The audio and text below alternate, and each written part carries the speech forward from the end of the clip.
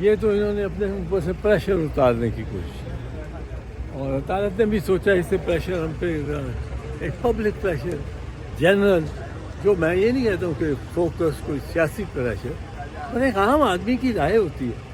وہ عام آدمی کی رائے یہ تھی کہ یہ کس طرح ان کو رکھے جا رہے ہیں حراست میں، جبکہ یہ ٹرائل بھی نہیں، ان کو کنوکشن بھی نہیں ہوئی.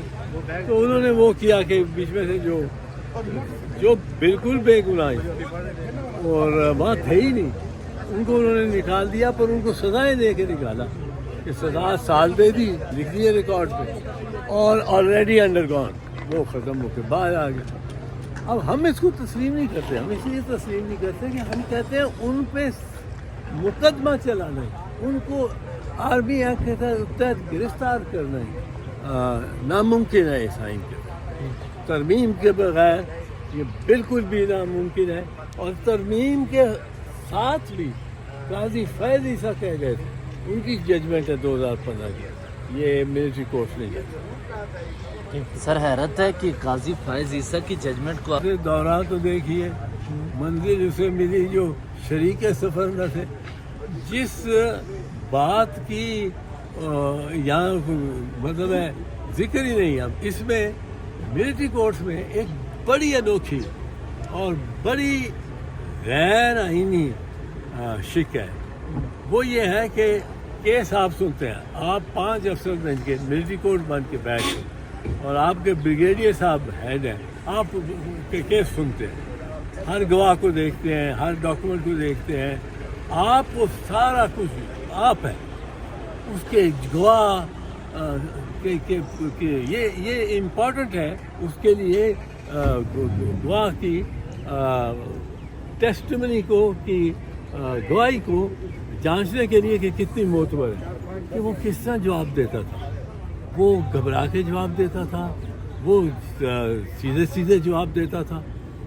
اب اس گواہی کے ٹرائل میں کوئی حصہ ہی جس نے نہیں لیا، وہ فیصلہ کرتا ہے کہ سزا کتنی ہونی چاہیے. وہ یہ عدالت فوجی عدالت نہیں کرتی، فوجی عدالت سے ریکمینڈ کر دیتی ہے کہ گلٹی ہے یا ناٹ گلٹی ہے، جواز بھی نہیں دیتی کہ گلٹی اور ناٹ گلٹی کا کیا جواب، اور وہ کمانڈنگ افسر کے پاس بھیج دیتی. اور یہاں جو فیلڈ جنرل کورٹس مارشل ہوئے اس میں وہ کمانڈنگ افسر آرمی چیف ہے.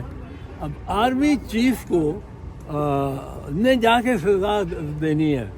بھئی تم نے سنا ہی نہیں کہ تمہیں پتہ ہی نہیں کیا گواہی ہوئی ہے، تمہیں پتہ ہی نہیں کون سا گواہ معتبر لگتا تھا، کون سا نہیں لگتا تھا، تم نے دیکھا ہی نہیں اور سزا تم تجویز کر رہے ہو. سر یہ آرمی چیف کو علم نہیں ہے، آرمی چیف کو کچھ بھی علم نہیں ہے.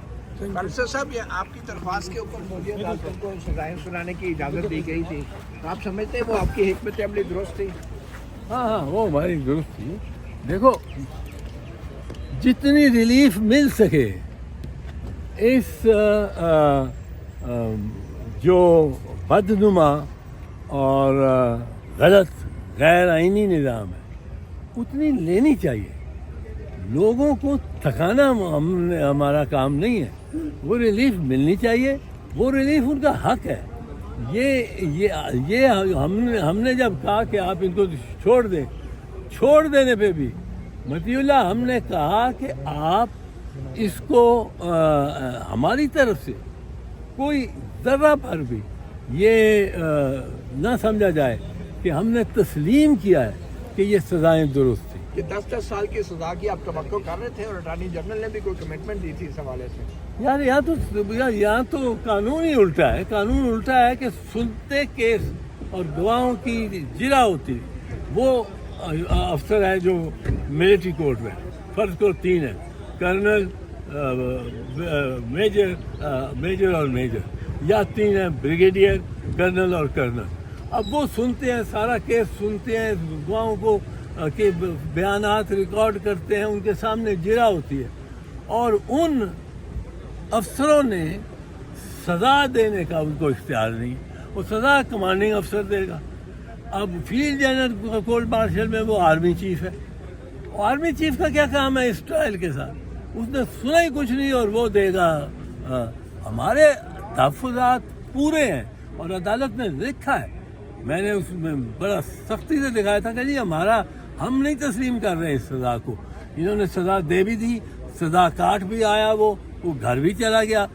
ہم اس کو تسلیم نہیں کرتے کہ سزا یہ فوجی عدالتوں کے جو فیصلے ہیں سپریم کورٹ میں پڑھے جانے چاہیے. پڑھے جانے پڑھنے کے بھی اس میں کیا بات ہے, فیصلہ گلٹی ناٹ گلٹی, کوئی ریزن نہیں ہے. کوئی ریزن نہیں ہے.